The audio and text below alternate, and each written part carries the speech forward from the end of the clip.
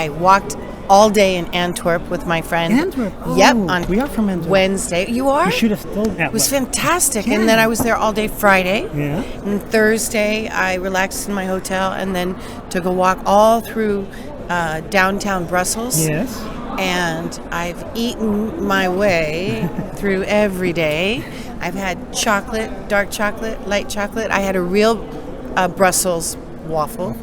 A real one with, it goes 3 and 4. Yeah. And we went to a place that's known for their Brussels waffles, and they were 5 and 6. Great. And the of the holes, and the waiter didn't believe us, and he kept saying, "These are Brussels waffles," and we were like, "No, actually, they're not." And so I Googled it to show him, because the iron for the Brussels waffles is 2 or 3 times as expensive. He blushed. It's great that after just one day in Belgium, you already know your stuff way better. Oh, because I have a friend who lives here. Oh, great. My friend Bob. Oh, that's great. Yeah, so he's been my tour guide. Your tour guide, great.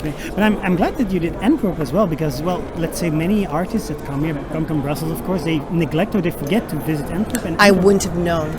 We have to give my friend full entire credit. Great. All I had to do was be ready at 10:30.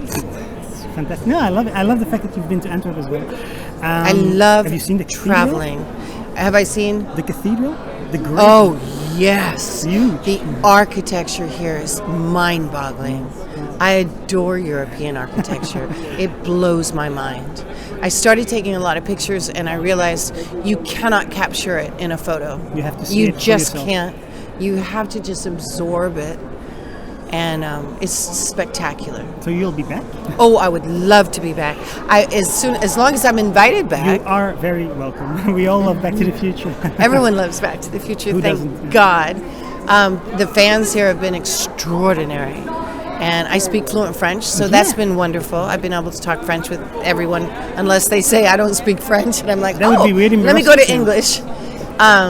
But the fan love and loyalty and respect is just, it's heartwarming. How come you speak French, actually? Because that's not a given for an American actress. My mother sent me to French-American bilingual school in San Francisco starting when I was 4, Petite Jardinier. So I learned French before English, really. No, really? I learned how to read and dictate and everything in French, basse instead of math, before English. It's so great. I mean, it's really quite unique for an American to speak fluent French. And with the proper accent. They were Indeed. very careful about the teachers. And Great. I'm very blessed. I'm grateful. I used to think in French, dream in French. I found myself thinking in French here while I was speaking French to so many because people. you heard so many French phrases. Yeah. And it's enriching to know more than one language. I think so, too.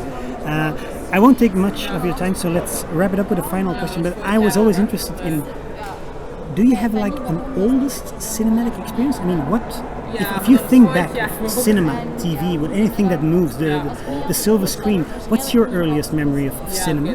Oh, Romper Room on television, Mr. Rogers' Neighborhood, Sesame Street. Great. And I told my mom when I could talk, I want to do that. And I would cry, and she'd say, "Why are you crying?" I said, "I'm never going to be tiny enough to fit in the TV." I used to think Mr. Rogers could see me. I hid my blankie and my pacifier, my gun key, because I didn't want him to see that I was 3 and I still used it. So cute. I remember everything from the time I was in diapers. Yeah, and I knew specifically that was going to be my career. I never had a doubt. That's great. Yes. You did it. And God really guided it. There's no way I could have done that without heavenly Some divine help. intervention. Definitely. And isn't it funny that almost, let's say, 35 years after your breakthrough, that you find yourself here in Belgium of all places? It's extraordinary. And it's still as vibrant as ever? Yes, and fans from, toddlers, 5-year-olds, all the way to their parents and grandparents. Yeah, people of Mr. Tolkien's age. It's extraordinary.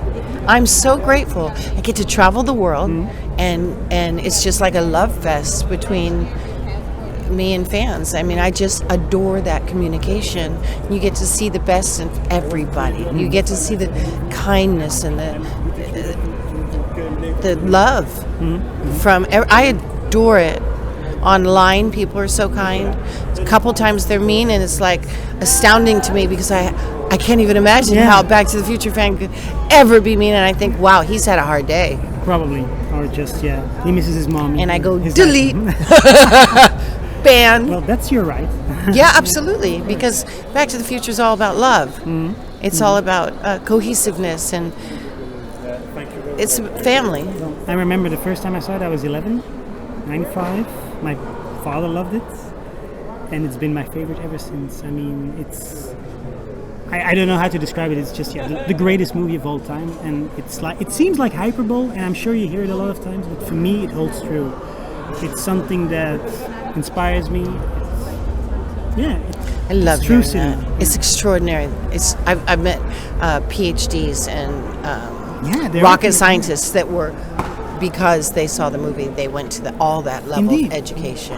I'm so grateful I was in it. I could have gotten a part in Gremlins, Goonies, Young Sherlock Holmes, Adventures of Babysitting. All those movies got down to 2 or 3 of us, but Back to the Future is the one I would go back to and choose every single time.